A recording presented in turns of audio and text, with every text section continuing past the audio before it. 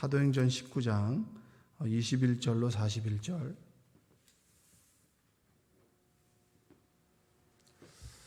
우리 교독해서 함께 읽겠습니다. 이 일이 있은 후에 바울이 마게도냐와 아가야를 거쳐 예루살렘에 가기로 작정하여 이르되 내가 거기 갔다가 후에 로마도 보아야 하리라 하고,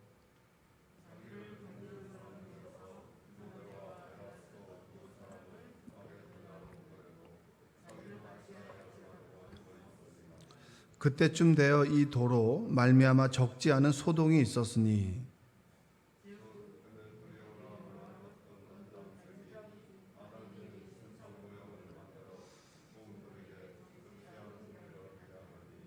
그가 그 직공들과 그러한 영업하는 자들을 모아 이르되 여러분도 알거니와 우리의 풍족한 생활이 이 생업에 있는데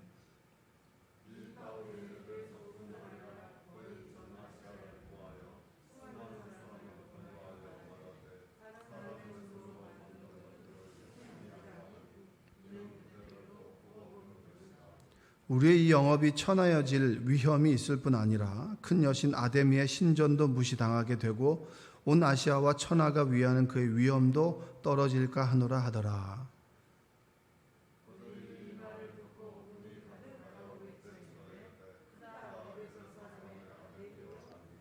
온 시내가 요란하여 바울과 같이 다니는 마게도냐 사람 가이오와 아리스다고를 붙들어 일제히 연극장으로 달려 들어가는지라.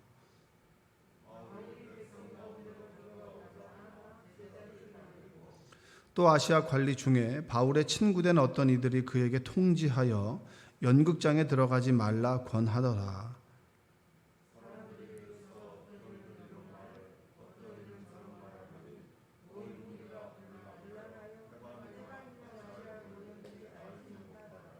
유대인들이 무리 가운데서 알렉산더를 권하여 앞으로 밀어내니 알렉산더가 손짓하며 백성에게 변명하려 하나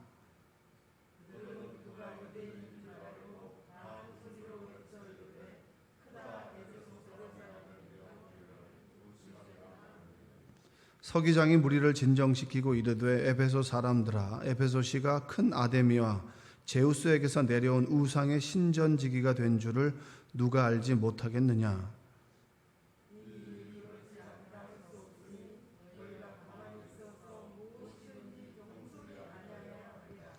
신전의 물건을 도둑질하지도 아니하였고 우리의 여신을 비방하지도 아니한 이 사람들을 너희가 붙잡아 왔으니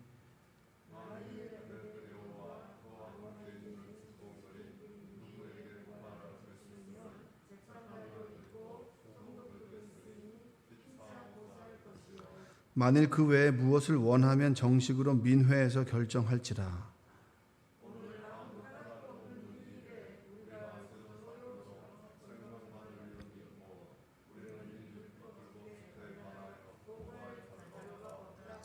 함께 읽겠습니다. 이에 그 모임을 흩어지게 하니라. 아멘. 오늘도 하나님의 은혜가 여러분의 삶 가운데 함께하기를 주님의 이름으로 축복합니다. 성경에 보면 성경에는 크게 여러 가지 길이 있지만 쉽게 이제 나누게 되면 두 가지 길로 정리를 할 수가 있습니다. 우리 삶도 마찬가지예요. 신앙을 선택하는 그 순간에 하나님과 신뢰를 쌓으며 살아갈 것이냐, 신뢰를 주고받으며 살아갈 것이냐, 아니면 그냥 내 힘으로 내 인생을 스스로 개척하며 살아갈 것이냐, 이 두 가지 길에 있습니다. 솔로몬 이후에 보면 두 가지 길이 확연하게 이제 구분이 되는데 성경에서 말하는 두 가지 길은 첫 번째로 보면 그 여로보암입니다. 여로보암은 솔로몬의 아들이죠. 솔로몬의 아들인데 그 여로보암이 이제 솔로몬 이후에 나라가 갈라지게 됩니다. 이제 북이스라엘과 남유다로 갈라지게 되는데 그 이후에 그 여로보암이 행했던 그 행동 자체가 여로보암이 이제 솔로몬의 아들이 아니죠. 죄송합니다. 르호보암이죠. 여로보암이 북이스라엘의 이제 어떻게 수장이었는데 이 사람은 성전을 짓고 그리고 솔로몬에게 있어서는 조금 참모의 역할을 했던 사람인데 이 사람이 솔로몬이 심한 노역과 여러 가지 어려움을 줬을 때 피신을 하게 됩니다. 그리고 솔로몬이 이제 어려움을 당하게 되고 솔로몬에 대한 불만이 있게 될 때 이 여로보암을 중심으로 해가지고 이제 세력을 규합하게 되어서 북이스라엘이 이제 나라가 쪼개지게 될 때 북이스라엘의 수장이 여로보암입니다. 이 여로보암이 했던 행동이 가장 큰 하나님 보시기에 나빴던 것은 단에 부엘세바에다가 하나님의 형상 금송아지를 만들어 버려요. 금송아지를 만들고 여기에다 예배를 드리십시오라고 합니다. 왜냐하면 성전에 가서 예배 드리는 사람들의 이탈을 막기 위해서. 그러니까 이 사람들이 나라가 나눠졌음에도 불구하고 예배를 드리려면 예루살렘 성전을 가야 되잖아요. 성전을 가지 못하게 하기 위해서 단과 부엘세바에다가 이제 자기 나름대로 성전을 만들어 놓고 거기다가 하나님의 형상으로 금송아지를 만들어 놓게 됩니다. 여기에서 예배를 드리라고 하는 거죠. 이때 하나님께서 이제 그 신명기 12장 13절 14절에 보면 너는 삼가서 내게 보이는 아무 곳에서든지 번제를 드리지 말고 오직 너희의 한 지파 중에 여호와의 택하실 그곳에서 너는 번제를 드리고 또 내가 내게 명하는 모든 것을 거기서 행할지니라. 하나님께서 예배 드릴 곳을 정해 주셨어요. 이 정해 줬는데 이 정해 준 말씀을 무시해 버리고 단과 부엘세바에다가 자기 나름의 어떤 산당 같은, 솔로몬 성전과 비교할 수는 없지만 자기 나름대로 예배 처소를 만들어 놓고 하나님의 형상을 만들어 버렸어요. 그러니까 이것 자체가 하나님 마음에 들지 않는 거예요. 왜냐하면 내가 지시한 곳에서 예배 드리라고 했던 말을 무시했고, 그리고 나 외에 다른 신을 섬기지 말고 하나님의 형상을 만들지 말라고 했던 십계명을 완전히 저버리는 행동을 여로보암이 하게 됩니다. 그랬을 때 하나님께서는 여로보암에 대해서 이렇게 말씀하셨어요. 열왕기상 14장 10절에 보면 그러므로 내가 여로보암의 집에 재앙을 내려 거름을 쓸어버림같이 여로보암의 집을 말갛게 쓸어버릴지라. 그러니까 여로보암이 했던 행동이 하나님께 너무 이제 하나님을 화가 나게 했던 행동인 거예요. 그러니까 여러분, 여로보암의 길은 스스로의 인생을 스스로 개척하고, 그리고 하나님조차도 내가 원하는 하나님을 만들어버리는 인생이 여로보암의 인생이에요. 이 금송아지라고 하는 것이 이제 출애굽에도 나오잖아요. 이 금송아지가 의미하는 것은 뭐냐면, 여러분 보면 증권거래소나 돈을 다루는 데 가면 황소나 이런 것들이 이 소가 나옵니다. 이 소는 비옥한 자연과 힘을 나타내는 거예요. 그래서 이게 이제 아피스 신이라고 해서 이 신의 형상을 나타내는 것이 이제 소입니다, 소. 그러니까 하나님께서는 자신을 형상화시키는 것에 대해서 극히 싫어하셨고, 왜냐? 하나님은 어떻게든지 규정 지을 수 없는 존재입니다. 그래서 스스로 있는 자라고 하죠. 우리는 자꾸 규정 짓잖아요. 여러분 이름이 뭐예요? 여러분은 결혼하셨나요? 자녀가 몇 있으신가요? 여러분의 나이가 어떻게 되나요? 출생지가 어떻게 되나요? 자꾸 우리는 뭐죠? 규정 짓잖아요. 여러분 혈액형이 어떻게 돼요? 아, A형이군요. 사람을 네 종류로 나누잖아요. A, B, C, A, B, O, A, B 이렇게. AB형은 뭐 어떻다, 뭐 A형은 어떻다. 그래서 늘 나누고 규정하잖아요. 고향이 어디서 경상도세요? 전라도세요? 뭐 충청도세요? 아, 충청도는 이렇죠. 늘 나눕니다. 학교는 어디 나오셨어요? 뭐 초등학교 어디 나왔습니까? 늘 나누고, 그리고 나눠서 규정합니다. 아, 이 사람 이런 사람이야. 그러나 하나님을 규정하지 말라는 거예요. 그래서 형상을 만들지 말라고 했는데 여로보암은 형상을 만들어 버리죠. 내가 원하는 하나님은 이런 모습일 거야. 힘을 가지고 있고 이 하나님을 믿으면 내가 풍족해질 거야 라고 하는 것이 금송아지입니다. 지금도 여러분 이런 하나님을 믿는 사람들이 많아요. 하나님을 믿으면 풍족해지고 늘 돈 달라고 하는 사람들 있잖아요. 늘 이것 주세요, 이것 주세요. 이것 주지 않으면 하나님 왜 그러십니까? 나에게 왜 이렇게 힘든 일만 주십니까? 이렇게 얘기하는 거죠. 이게 우상을 만들어가는 여로보암의 길입니다. 그와 반대로 성경에서 르호보암을 얘기하지 않아요. 다윗을 이야기합니다. 다윗은 늘 하나님 마음에 합한 사람이었잖아요. 하나님께서 말하는 그 장소에서 예배를 드렸고, 그리고 자신의 성전 지을 모든 것을 가지고 있었지만 너는 피를 너무 많이 흘렸다고, 안 된다라고 했을 때 그 말씀 앞에서 아멘으로 순종했지만 그가 할 수 있는 최선을 다했습니다. 성전 지을 모든 것들을 만들어 놓았어요. 준비를 다 했어요. 그리고 솔로몬이 지었죠. 그러니까 여러분, 솔로몬이 지은 성전은 솔로몬의 피와 땀이 들어가 있는 게 아니에요. 다윗의 피와 땀 위에 솔로몬이 그 성전을 지었죠. 그러니까 뒤에 솔로몬은 어떻게 됩니까? 돌아서는 거죠. 하나님께서는 다윗의 길과 여로보암의 길 두 가지를 통해서 우리에게 너는 어떤 길을 걸어갈 거니? 라고 지금 묻고 있어요. 제가 왜 이 일을 만들어내느냐?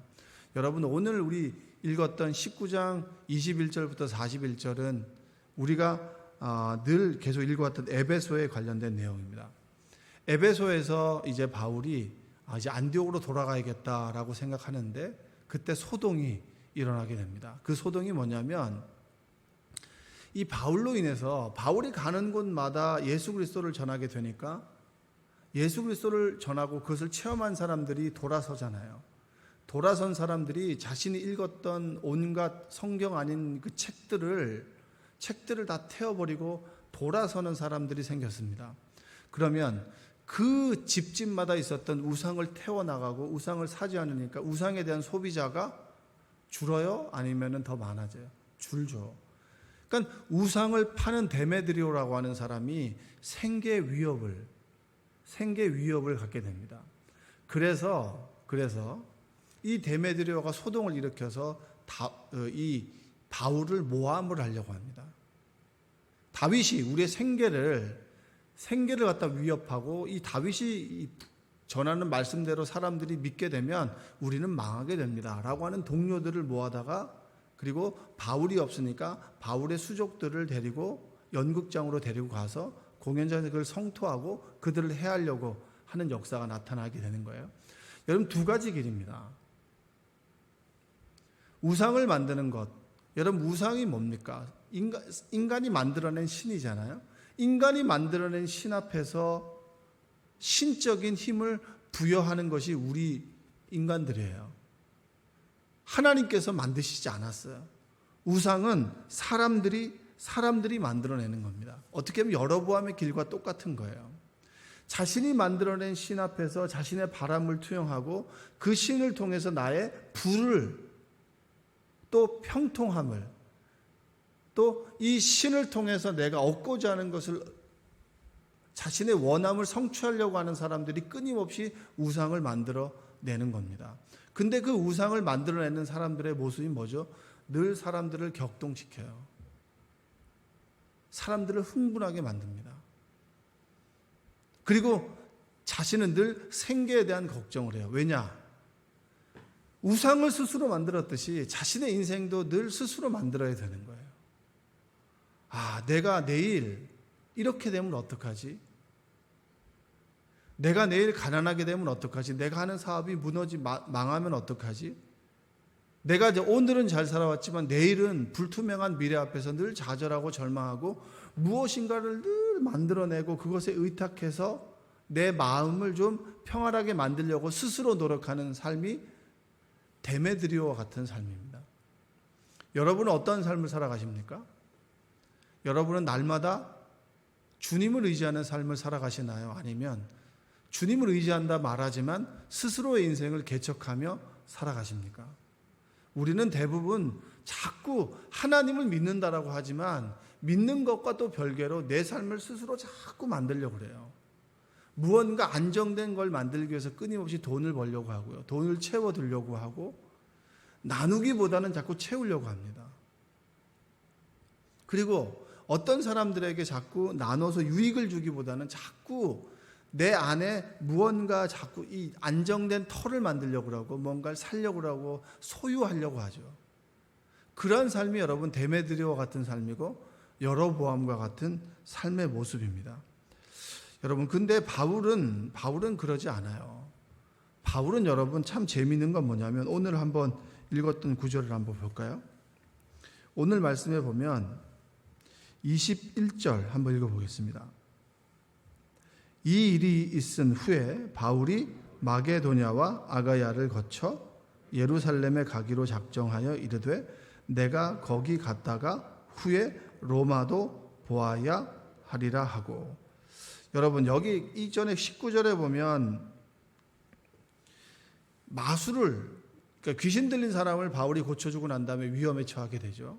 그리고 난 다음에 그 위험이 어느 정도 해결되고 난 다음에 바울이 어디를 가기 원하냐면 여기서 이 정도 머물고 자기를 따르던 사람과 머물고 싶어 할 텐데 바울은 머무르지 않고 어디를 가느냐? 로마로 가려고 해요. 왜냐하면 자신이 전했던 복음을 로마에서도 전하고 싶은 거예요. 쉽게 말하면 이 한국 땅 말고 미국에 가서 미국의 중심부에서 거기에서 복음을 전하고 싶은 거예요. 왜냐? 모든 사람들 그리고 많은 사람들이 거기에 있기 때문에 로마에서 사람들이 변화되고 로마 교회에 있는 사람들을 통해서 복음을 전도하게 되면 이게 여기에 있는 사람들이 각지 흩어졌을 때 자신의 삶 속에서 예수님을 전한다라고 믿었기 때문입니다. 그래서 로마로 가고 싶어요. 왜 끊임없이 바울은 정착하지 않고 역마살 낀 사람도 아닌데 끊임없이 가려고 하느냐? 여러분, 자신의 삶의 안주, 스스로의 인생을 스스로 만드는 것이 아니라 내가 이 정도 만들었으면 여기서 어떤 성을 쌓고 좀 편안하게 좀 더 누리면서 좀 더 행복하게 친한 사람들과 함께 살아가는 인생이 아니라 하나님께서 원하는 인생을 살아가는 거예요. 내가 하나님께서 원하는 인생을 살아갔을 때 내 인생이 가장 기쁘고 행복하다라고 하는 것을 바울은 압니다. 바울은 알아요. 그래서 지금 이곳에서 좀 더 넓은 집, 그리고 좀 더 풍요로운 삶, 지금 이곳에서 안주하는 삶이 아니라 끊임없이 하나님께서 원하시고 주님께서 이끄시는 삶으로 자신의 인생을 계속해서 투척하는 거예요. 바울의 행복은 바로 여기에 멈추는 삶이 아니라 끊임없이 하나님과 신뢰를 쌓아가는 삶이죠. 여러분들이 그러한 삶을 살아갔으면 좋겠습니다. 여러분들은 얼마나 하나님과의 신뢰를 쌓아가시나요? 결혼 생활을 하다 보면 처음에는 어떤 매력에 의해서 끌리죠. 남녀가 이제 스파크가 튀듯이 팍 튀지 않습니까? 그런데 결혼 생활을 하다 보면 뭐 성격 차이에 의해서 이혼을 했다라고 얘기를 하는 사람들이 많죠. 근데 이제 그런 성격 차이가 결혼 전에도 분명히 존재했습니다. 그러나 부득이하게 이제 갈라서는 경우도 있겠고, 그리고 결혼 생활을 하다 보면 정말 다른 부분들이 많잖아요. 그 부분들을 어떻게 합니까? 맞춰가는 노력을 하지 않습니까? 그 노력 가운데서 무엇이 쌓입니까? 서로 간의 신뢰가 쌓이잖아요. 시간이 지나면서. 바울의 인생 가운데 끊임없이 하나님과의 신뢰를 쌓았던 거예요. 내가 하나님을 믿으면 하나님께서 내 인생 가운데도, 바울의 인생 가운데도 함께 하셨고, 위기와 고난 가운데 죽을 만큼 위협에 매를 맞고, 그리고 때로 사람들과 모함을 당하고 어려움을 당했지만 그와 함께 있었던 사람들이 있고, 또 그와 동행했던 하나님의 기적의 역사가 있고, 두란노 소원에서 가르칠 때 여러분, 그가 썼던 수건에만 손을 갖다 대도 병이 났단 말이에요. 그런 기적들, 하나님의 말씀이 흥왕하여 더하더라라고 했던 기적들이 그의 바울의 인생 가운데 계속 일어나게 됐을 때 바울은 누구를 신뢰하게 됐을까요? 하나님을 신뢰하게 되지 않았겠습니까? 여러분의 인생을 한번 쭉 돌아보십시오. 여러분들은 하나님과의 신뢰의 드라마를 만들어 가셨나요? 신뢰의 스토리를 만들어 가셨나요? 아니면 스스로의 인생을 늘 나홀로 데메드리오처럼 내가 자꾸 하나님 형상을 이렇게 만들고 내 스스로의 생계를 나홀로 책임지기 위해서 하나님께 맡기는 것 없이 홀로 그냥 그렇게 아둥바둥 투쟁하면서 전투하면서 살아가시나요? 전 여러분들이 오늘도 지금 이 순간도 하나님을 신뢰하는 은혜가 있기를 주님의 이름으로 축복합니다. 내가 하나님을 신뢰하면 하나님께서 구름기둥과 불기둥의 은혜를 베풀어 주실 것이고, 구름기둥과 불기둥의 은혜가 광야의 시간에는 그렇게 선명하게 역사하셨지만 가나안에 들어가서는 하나님께서 그 땅에 늘 함께 하셨던 것처럼 불기둥과 구름기둥의 다른 형태로서 사람을 통해서, 환경을 통해서 끊임없이 우리 인생 가운데 함께 하시는데, 그때 눈에 보였던 왜 구름기둥과 불기둥은 어디 갔습니까? 그때는 부르짖기만 해도 응답해 주셨는데 지금은 왜 그렇지 않습니까? 여러분, 혹시 하나님께 이렇게 불평과 불만하지 않으십니까? 바울은 내가 로마에 가야겠다. 하나님께서 끊임없이 말씀하시는 그 길, 하나님과 신뢰를 쌓아가는 그 길, 조금 실망하면 엠마오로 가는 두제처럼 고개를 숙이고 그냥 뒤로 낙향하는 인생이 아니라 끊임없이 하나님과 동행하는 인생을 살아갔던 사람들이 바로 바울입니다. 어제 이제 목사님이 이제 주일 설교가 스데반에 대한 설교였잖아요. 그때 이제 그 스데반에 대한 그 가장 좋아하는 것이 뭐냐면 그가 죽음의 위협 가운데 하나님께서 하늘 보좌를 열어주시죠. 하늘 보좌를 열어주십니다. 저는 굉장히 그 부분을 통해서 하나님과 스데반과의 신뢰를 봤어요. 죽음의 위협 가운데 그가 믿음을 지킨다라고 하는 것이 그렇게 쉽진 않습니다. 늘 우리는 위협 가운데 그리고 두려움 가운데 하나님을 저버리는 인생을 살아가게 되죠. 살아가게 됩니다. 살아가게 되는데 스데반은 그 죽음의 위협 가운데서도 그래도 끝까지 하나님을 신뢰하잖아요. 끝까지 그 자리를 벗어나지 않고 죽음을 담담하게 받아들입니다. 그리고 거기서 복음을 전하죠. 그때 그 복음을 전하는 그 사람들이 열받아서 돌을 들려고 할 때 그의 얼굴이 해같이 빛났다. 해같이 빛났다. 왜냐? 하나님께서 하늘 보좌를 열어주셨잖아요. 그 말씀은 사실 제가 이제 저희 가정에 교통사고가 한 2년 동안 3번 정도 일어난 적이 있었어요. 그리고 어떤 어려움이 있을 때 늘 하나님께 기도하는 부분이 그겁니다. 어떻게 말씀을 묵상하는데 내 삶에 어려움이 생기고 내가 지금 병원에 누워 있지만 하나님을 부인하는 인생을 살아가고 싶지 않습니다. 내가 하나님 말씀에 순종했고 하나님 말씀대로 살아갔음에도 불구하고 술 취한 차에 부딪혀서 한 바퀴 돌았어요. 그렇다 할지라도 하나님께서 날 버린 것은 아니다. 이사야 43장에 주셨던 말씀, 너는 내 것이라 했던 말씀이 저에게 주셨고, 그리고 그 말씀 앞에서 하나님을 원망하지 않겠다라는 나의 고백이 스데반이 그 죽음의 현장 가운데 끝까지 믿음을 지킨 그런 부분이었고, 그리고 하나님께서는 그 당시에 그 스데반에게 하늘 보좌를 주셨듯이 나에게도 하나님의 신뢰를 저에게 보여주셨어요. 그렇구나. 하나님과 걸어가는 인생을 신뢰를 갖고 신뢰를 받으며 신뢰를 주고받는 인생이 우리의 믿음의 여정이 아니겠는가. 그걸 쉽게 말해서 성화라고 하잖아요. 내가 하나님을 믿고 하나님께서 나를 믿으니 서로 간에 신뢰가 쌓여가고 믿음이 쌓여가고 흔들리지 않는 그런 반석과 같은 믿음 위에 살아가는 삶이 우리의 삶이 되지 않았겠습니까?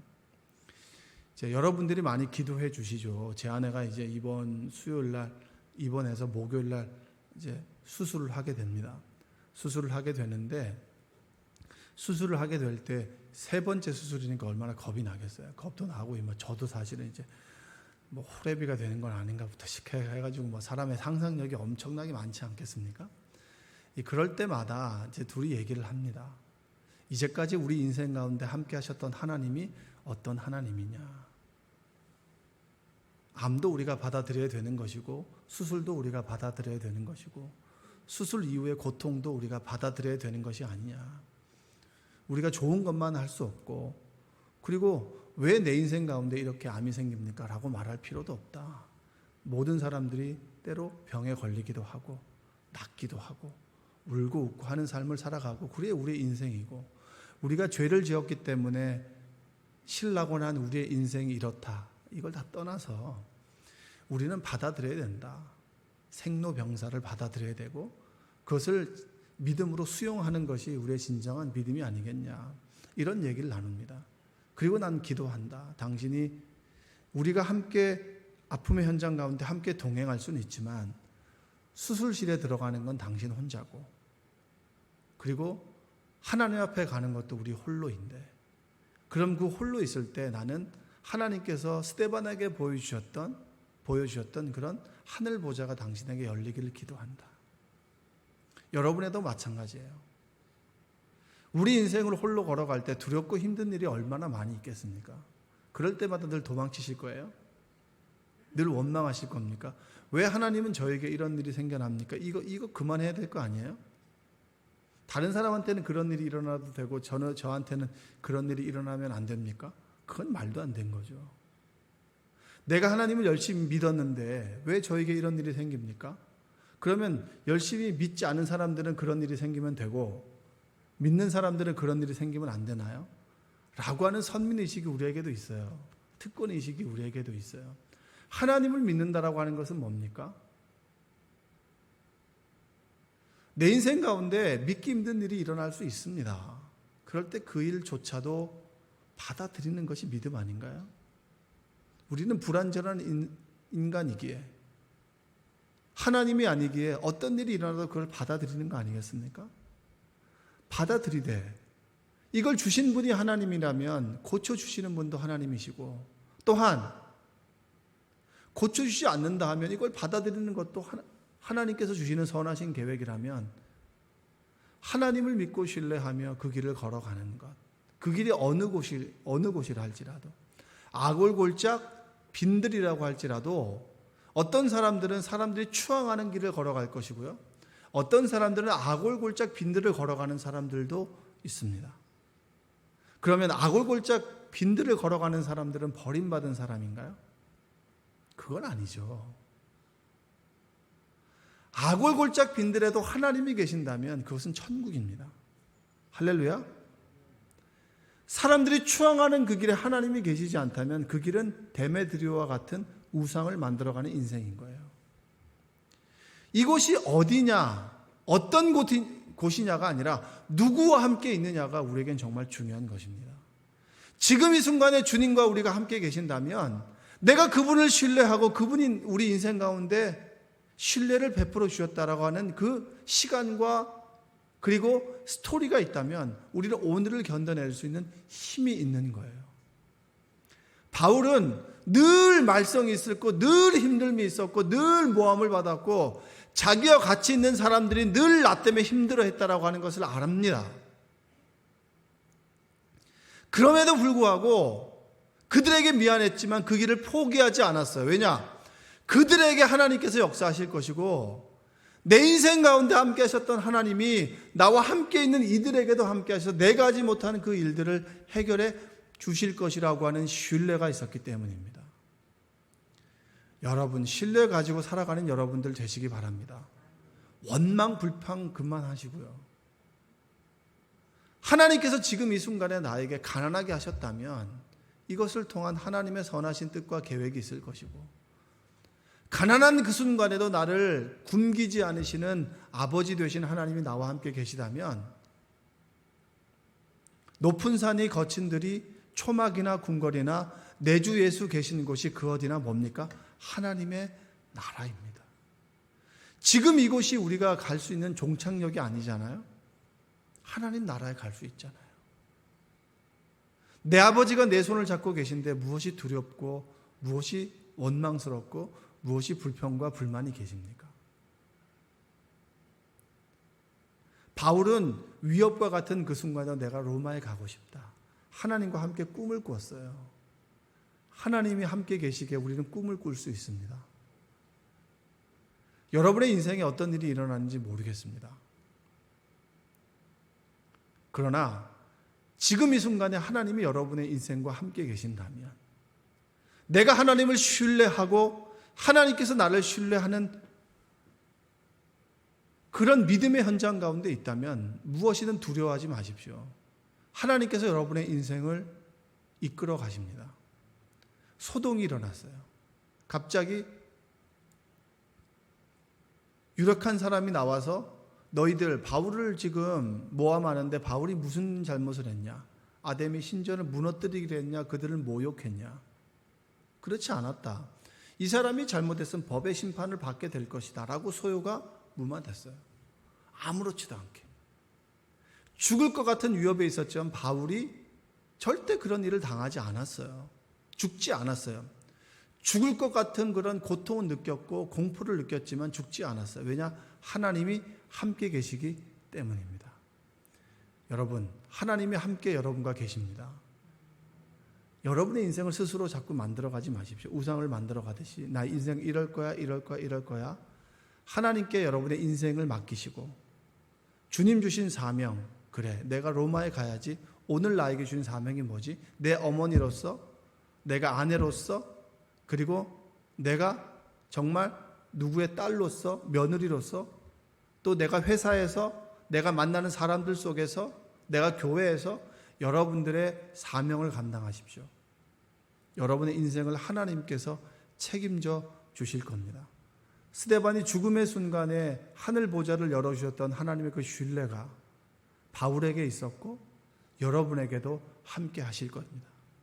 신뢰 흔들리지 않는 믿음 가지고 오늘 하루를 살아가시기를 주님의 이름으로 축원드립니다. 기도하겠습니다. 사랑과 은혜가 풍성하신 아버지 하나님 감사합니다. 참 무더운 날씨에 주님 전에 나와서 또 온라인으로 그리고 녹화된 설교로 하나님께 예배를 드립니다. 우리에게 하나님에 대한 믿음이 싹 틔워지게 하여 주시고 굳건한 믿음 위에 서서 흔들리지 않도록 우리를 인도하여 주옵소서. 날마다 생겨나는 소동 속에서 하나님을 원망하고 불평하지 않고 흔들리지 않는 확신 가지고 꿋꿋하게 나의 길을 걸어가는 우리 그리스도인 되도록 주님 도와주시옵소서. 예수님의 이름으로 기도합니다. 아멘.